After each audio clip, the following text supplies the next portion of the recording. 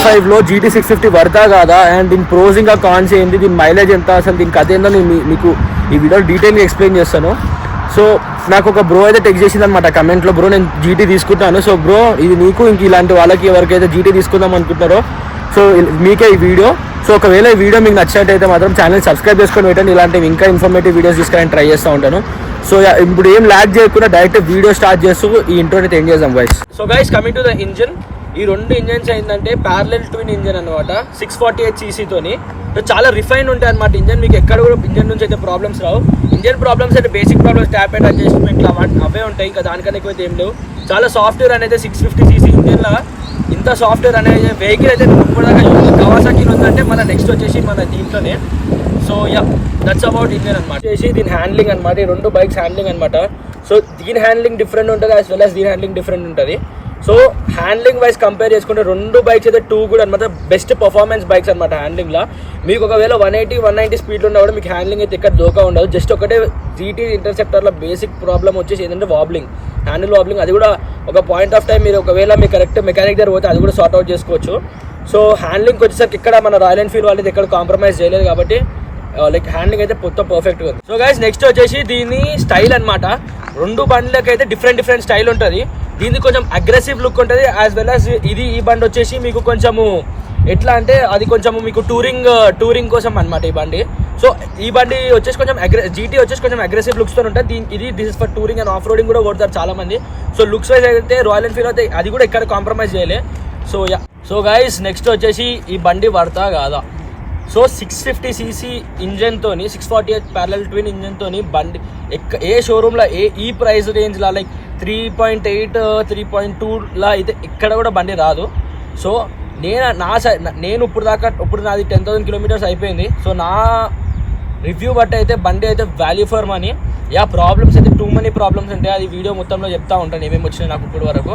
కానీ ఈ వెహికల్ అయితే ట్రస్ట్ మీ గైస్ చాలా వాల్యూ ఫర్ మనీ. ఒకవేళ మీరు కొందాం అనుకుంటే, ఒకవేళ మీరు నేను చెప్పే నెక్స్ట్ వచ్చే కాయిన్స్ కూడా నేను చెప్పేది మీకు ఓకే పర్లేదు ఐ కెన్ బేర్ ఇట్ అనుకుంటే మాత్రం yeah definitely value for money అనుకోవచ్చు. గైస్ నెక్స్ట్ వచ్చేసి మన బైక్లో రెండు బైక్స్లో కాయిన్స్ అనమాట. ఫస్ట్ వచ్చేసి కంఫర్ట్ వచ్చేస్తే ఇంటర్సెప్టార్లో అయితే కంఫర్ట్ ఎక్కడ కూడా కాంప్రమైజ్ కాలేదు, బికాజ్ ఇట్స్ క్రూజింగ్ బైక్ కాబట్టి. కానీ GTలో అయితే కంఫర్ట్ ఇష్యూస్ అయితే ఉన్నాయి.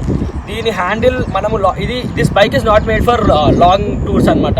ఎందుకంటే మీకు ఒక పాయింట్ ఆఫ్ టైం ఒక 100-200 కిలోమీటర్స్ డ్రైవ్ చేసినాక మీకు ఆటోమేటిక్ రిస్ట్ పెయిన్ అనేది వస్తుంది, బ్యాక్ పెయిన్, రిస్ట్ పెయిన్ అనేది వస్తుంది. సో ఒకవేళ మీరు ఒక మీకు లాంగ్ టైంలో మీరు GT వాడుతున్న కొద్దీ మాత్రము అది మీకు అలవాటు అయిపోవచ్చు. సో మీకు అది అప్పుడు అంత ఫరక్ పడకపోవచ్చు. కానీ మన కంఫర్ట్కి వస్తే మాత్రం GTలో మాత్రం ఇంటర్సెప్టర్ కన్నా కొంచెం కాంప్రమైజెస్ అయినాయి. బికాజ్ ఇప్పుడు మనకి రెండు ఒకటేసారి చేయలేము కదా, స్టైల్ ఇంకా కంఫర్ట్ కావాలంటే కష్టం కాబట్టి. ఇలా స్టైల్ ఉంది కాబట్టి నో కంఫర్ట్, అంత స్టైల్ లేదు కాబట్టి that is totally comfortable.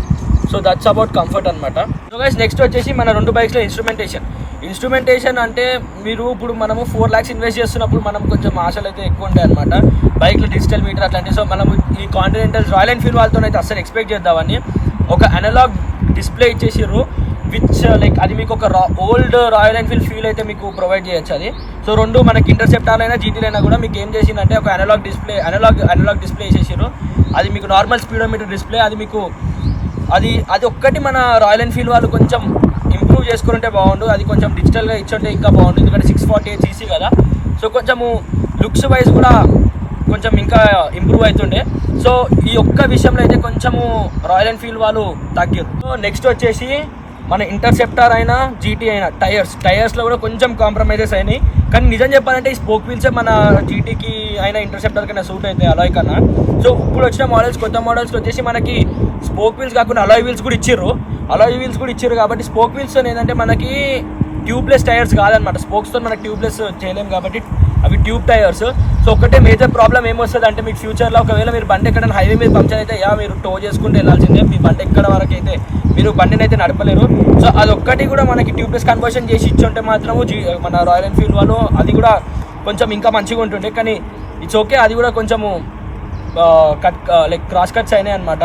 So guys మన బైక్లో వచ్చేసి రెండు బైక్స్లో వచ్చేసి నెక్స్ట్ కాన్ వచ్చేసి ఏంటంటే వెయిట్ అనమాట. గైస్ నిజం చెప్తున్నా, ఇది ఒకవేళ మీరు స్కిన్నీ ఉంటే లేకపోతే మీరు వెయిట్స్ అంతగానం లిఫ్ట్ చేయకపోతే మాత్రం this bike is not at all for you. ఇది literally it weighs around like 230 kilos అనమాట రెండు బైక్స్ కూడా. సో మీకు కొంచెము బ్యాక్ తీయడంలో లేకపోతే ట్రాఫిక్లో కొంచెం ప్రాబ్లం అవ్వచ్చు. సో వెయిట్ మాత్రం టూ మచ్ ఉంది. ఇది కూడా వెయిట్ కూడా కట్ చేసి ఉంటే రాయల్ ఎన్ఫీల్డ్ వాళ్ళు ఇంకా మంచిగా ఉంటుండే, కానీ ఇట్స్ ఓకే. ఇప్పుడు మనకి బండి తీసేసుకున్నాక నో రిగ్రెట్స్ కాబట్టి వెయిట్ కూడా ఉంది, వెయిట్ ఇష్యూ కూడా ఉందన్నమాట. ఆ వెయిట్తో కూడా మీకు ఒకవేళ మీ స్కిన్ అయితే మీకు అది ప్రాబ్లం అవ్వచ్చు.